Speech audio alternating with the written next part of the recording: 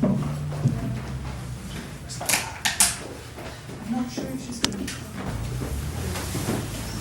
Okay. So I wanted to share with you some footage video that I found. There was nothing written on the CD, on the DVD, or nothing. No name, no author, no date. So it's quite uncompleted. Also, you will see. But I think it's still quite interesting to show it to you.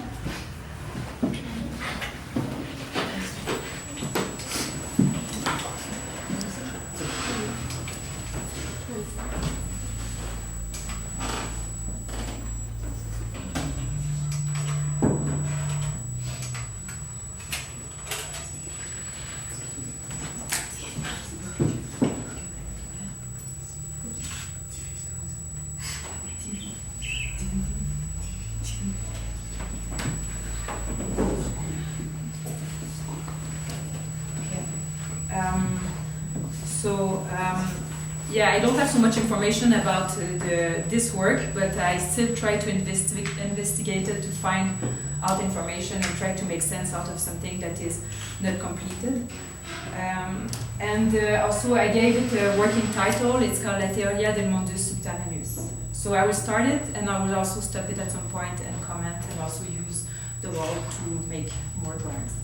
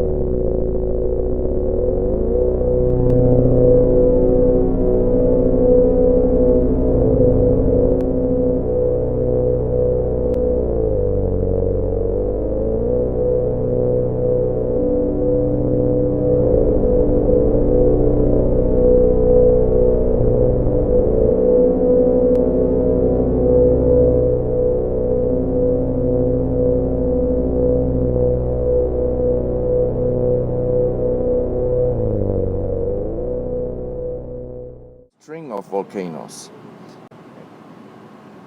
or a narrow belt. The Mexican volcanic belt has a more irregular shape. At places it is more narrow, at other places it is wider. And also it is not only composed of large stratovolcanoes, but in addition to them, and that's a peculiarity of the Mexican volcanic belt, we have thousands. Nobody has exactly counted them, but probably more than 3,000 smaller volcanoes, which are called monogenic. So the video starts with the author bringing the idea of the Trans-Mexican volcanic belt, which is actually around here on the Mexican continent.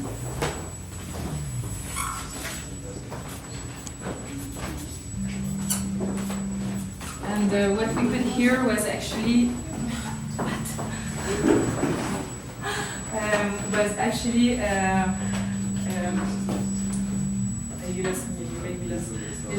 no, please welcome.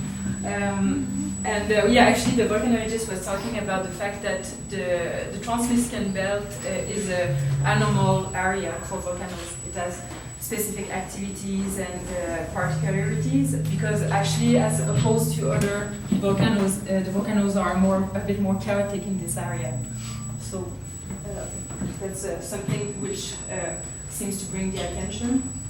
And then I will show after that on the video there was this guy talking. He's more like coming from the politics, but he's also talking about fissures and cracks.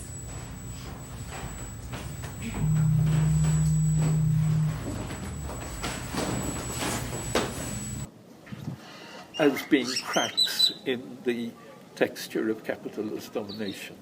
So the way we live by cracking, that's what we mean by living. If you think of these as being cracks, then you can think, well, there's these huge cracks, like the Zapatistas have been going for 30 years now. So you can think of smaller cracks like this garden, or you can think of tiny little cracks of people just saying individually, or this comes back, I suppose, to the question of the volcano as well. You have to recognize the cracks inside people.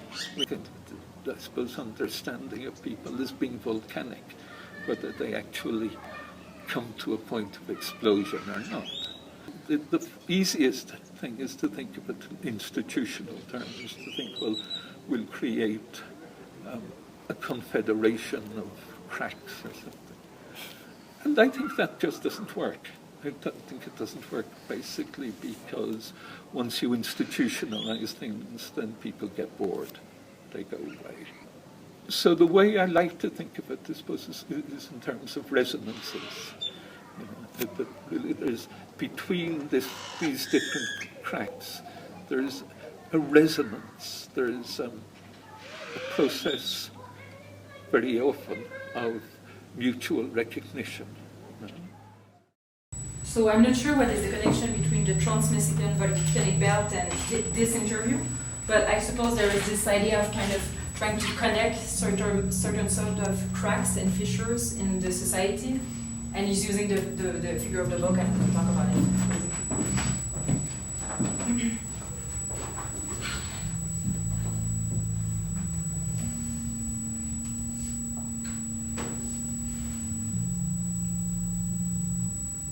And then it comes to this idea of the points of access, which are also not really clear in itself, the concept in this video.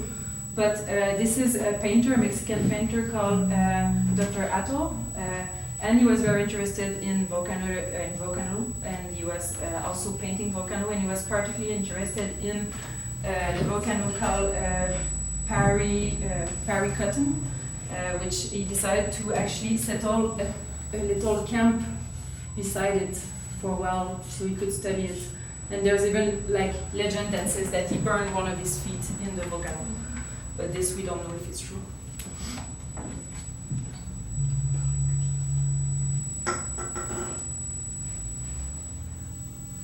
But what is very bizarre is that actually the image zoom in this corner, and it seems that the point of access actually will not be the top of the volcano, but maybe something more along here or on the edge somewhere. We don't know.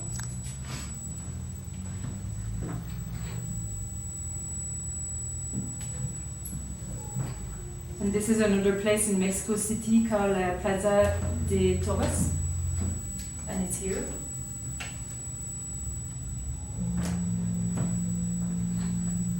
And actually, like the most it goes in the video, the filmmaker seems to actually focus more on a specific part of the Trans-Mexican belt, which is Ciudad de Mexico, which would be around here, and Toluca, and Puebla.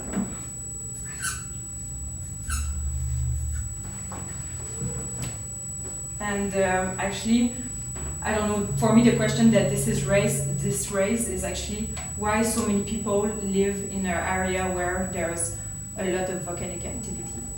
So there's about, I think, estimated 30 million of people living around here. So why are people still living here if it's a very dangerous place to live? And this is another thing that I was struggling with. It's a circle plan, but it took me a while to understand from where, and it comes from this pyramid, which is in the south of Mexico City, Cuiclo. Here, this is a plan of Mexico City. And it seems to show that there will be another access point over there, and also there's some zoom on the soil, which seems to be constituted of a flow of lava. So there was also eruption of lava around there.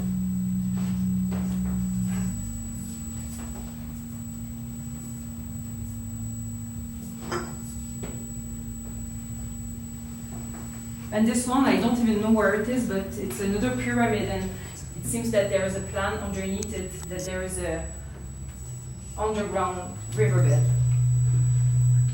So these were some proposed access points, But then after that, the author goes directly to the 1985 sismo and talks about new fissures.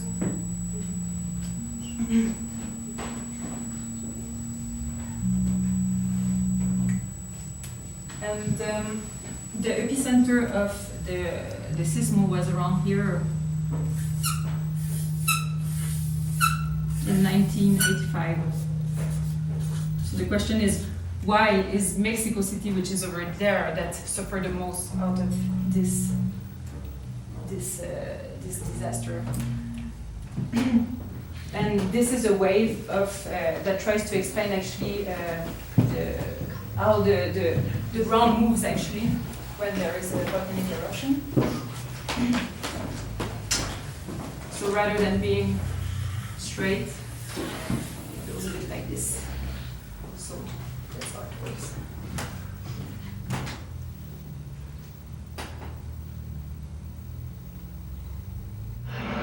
Como dentro de una mina, una máquina que funciona, una mina, no sé, con una sensación que te hace voltear y preguntar qué es lo que está pasando, pero suena mucho a un ritmo.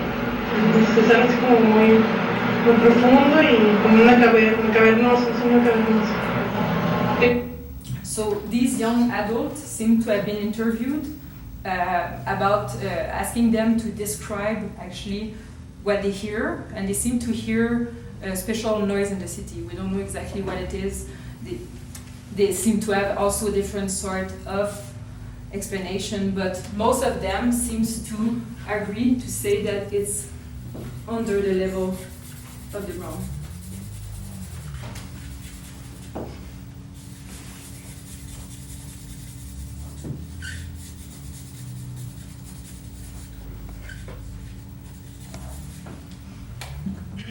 Hay como una área específica donde suena ese sonido que es como muy envolvente y muy ruidoso. Cuando arrancas de muy alto y muy bajo los sonidos, de un sonido y produce un eco. Entonces, sí, más que nada es. Cuando está como muy caótico y hay mucho tráfico, como si se te inflamaran un poco, casi por dormir, como que sientes como un sonido raro en los oídos. Estos geólogos con sus carros al entrar a las cuevas llenas de cuarzos. Entonces, como que esta reverberación es como si los cuarzos estuvieran, el sonido que choca contra los cuarzos. So they also talk about where they hear the sound the most, and it seems also more located most of the time to Mexico City. Bueno, muy cerca de aquí, de Roma Norte, en la Plaza Insurgentes. Sí se puede escuchar en el centro histórico. Llega un momento en que escuchas tantas cosas que los edificios hacen que el sonido llegue al centro de la plancha y no escuchas nada más. Porque es como una automotriz, entonces arreglan siempre mucho los carros, entonces creo que es más conocido eso. Hay otro lugar, el Palacio de los Deportes.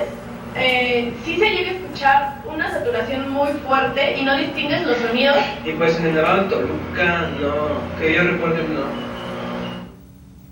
Yo creo que como a los 7 años he escuchado ese tipo de sonido. Un poco, porque suena como, por lo mismo de que suena como si viniera de las entrañas, de algo muy profundo. Me siento como dentro del sonido y no puedo ir más allá y como que me atrapa. Of like scientific credibility, let's say this guy thinks, he's the founder of a church. The church is called Sacred Chinotes, and I'll put it on next page. En 2010 fundamos la Iglesia del Cenote Sagrado, la cual está basada en las antiguas creencias mayas de la vida en el inframundo y de la conexión que tenían los mayas con el otro universo cuando cruzaban a través de cenotes para llegar hacia otra dimensión. Y en la Ciudad de México estamos tratando de reclutar a toda una generación de personas a las cuales llamamos los niños del sismo, que son aquellos niños nacidos en 1985 o en 1986 y que estaban en el vientre de sus mamás durante el terremoto que sacudió a México el 19 de septiembre de 1985. Creemos que estos niños tienen un poder especial y una fuerza especial porque dentro de las panzas de sus madres sintieron la vibración del terremoto que fue provocado por la explosión de los volcanes y por la vida de los volcanes. Creemos que estos niños deben formar parte de nuestra iglesia y ayudarnos a comunicarle a la demás gente las creencias que tenemos. So basically, I don't know if I understand everything, but what this made me at least realize is that actually the interviews of the person before, they were all young adults that possibly were actually born in 1985, just after the earthquake. So this guy is trying to recruit these kids because he thinks that actually they are hearing special noise and have specific capacities.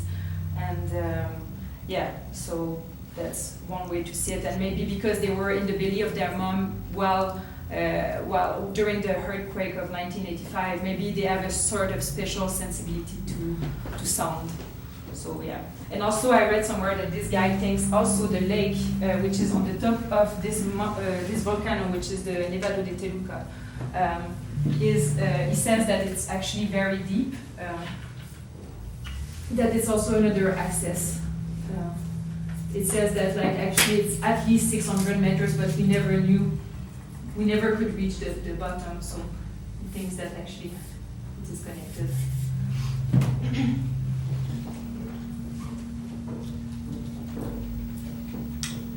And so like the questions now are is like where all these access lead to, and what is the mundus subterraneus? And actually what is a bit disappointing is that there's not really an answer in the video because it seems that the author couldn't finish it.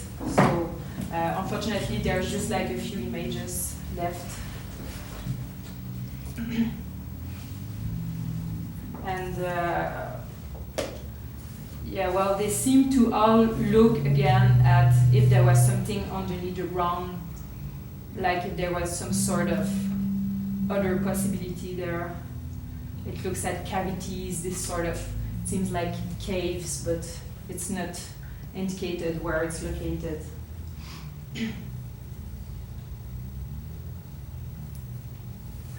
And actually I thought the video was kind of finishing around there. But I found out that there was just a little bit more of audio a bit later, so I think maybe it's worth to look at it, to listen at it.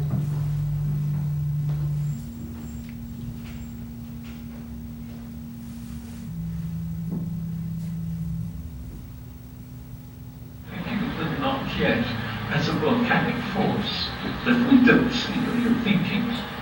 Again, you're looking at the latent, you're looking at that which is not on the surface that exists as an underground force or water force. So actually that's the end of the video. But just a last thing that I did by myself to continue the research is that I asked a sound composer to actually try to recreate the audio file, the sound that was described by the young adult that could hear this sound just according to the description. So it's quite vague, and so the sound composer decided to go with low frequencies because usually like underground seismic activity is very low frequencies that we can't hear. So yeah, I'm gonna play it there. But just to finish also, I was thinking, like if we think like this is the ground floor and this would be like an inside cavity, and if there's also sound, not sound but vibration there when there's a seismic activity. And actually these ones are the ones that are important.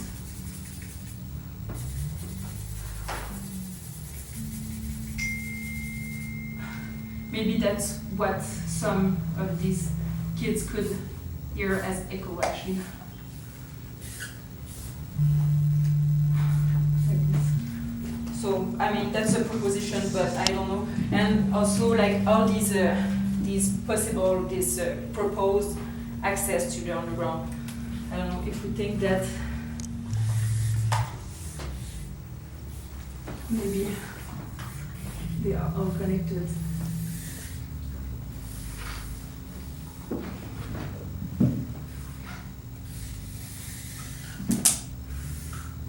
And maybe we connect to that. I don't know. Just a proposal. So I will just start the sound so you can hear it.